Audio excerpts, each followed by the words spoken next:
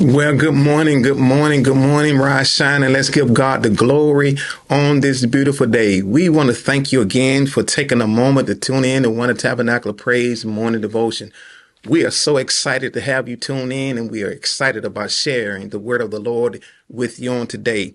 And we're going to look at the book of Romans, chapter number 4, and we are going to look at verse number 19. Romans, chapter number 4.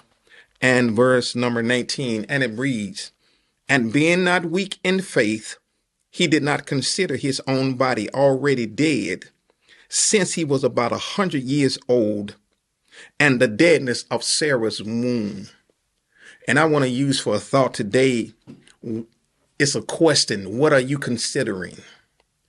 God comes to Abraham, and he gives Abraham a promise and said, "I have made you a father of many nations."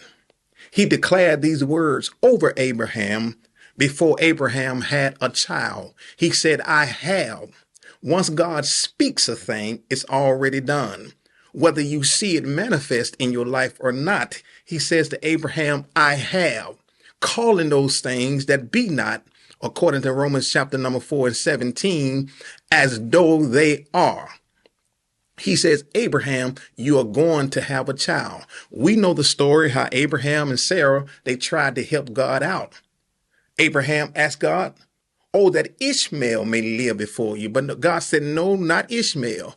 I'm going to bless him and I'm going to make him a great nation. But my covenant have I established with my promise. I'm going to perform the word that I've spoken over your life. And by this time next year, your wife Sarah shall have a child." Abraham was 75 years old when God spoke this. 25 years passed before he saw the promise fulfilled. Abraham is 100 years old. He's past the childbearing thing. Sarah's womb is now dead according to the Bible.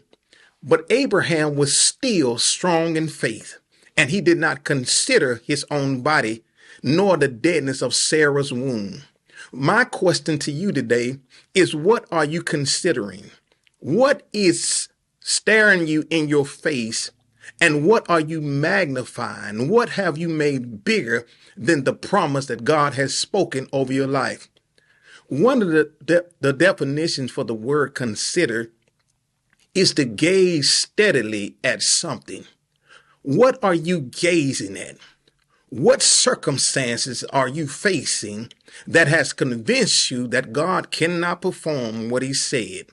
The Bible said that Abraham was not weak in faith, and he was convinced and he was persuaded that God was able to perform what he said. The Bible says he gave God glory. And that's one of the things that you and I need to do. We need to give God the glory before the promise come to pass, because it is really not faith if we praise him once we see the promise. But the Bible said Abraham gave God glory in the process. And that's a word for us today. We need to praise him in the process. We praise him for the promise because we understand that God is able to perform what he has spoken. So what are you considering today? Are you considering the fact that you've been single 15 years and nobody has asked you on a date yet? But yet God promised you that he was going to give you a godly husband. Are you considering your credit score when God promised you a house? Are you considering your qualifications when God told you that he was going to promote you on your job? Are you considering your background? Are you considering the family that you came out of? What is it that you are gazing at that has convinced you that God cannot perform his spoken word?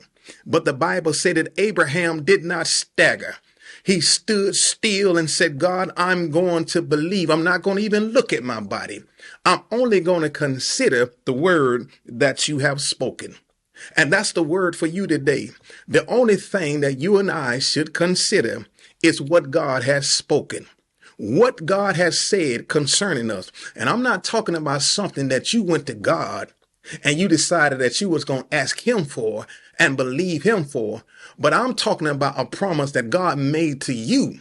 I'm talking about something that God spoke over your life and told you that he was going to give you.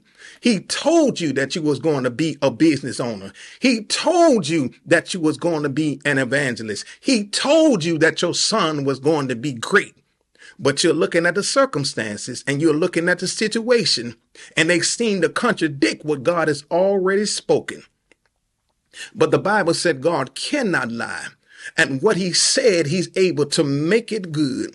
If God has promised us something, the only thing we should be considering is the promise that he made. Don't consider your circumstances. Don't consider the problem. Only consider what God has spoken. What are you considering today? We should be considering the spoken word over our life. What he said, it will come to pass. I hope these words encourage you and bless you and uplift you, and it make you reach out for God. We thank you for tuning in. We'll see you next time. God bless you. Bye-bye.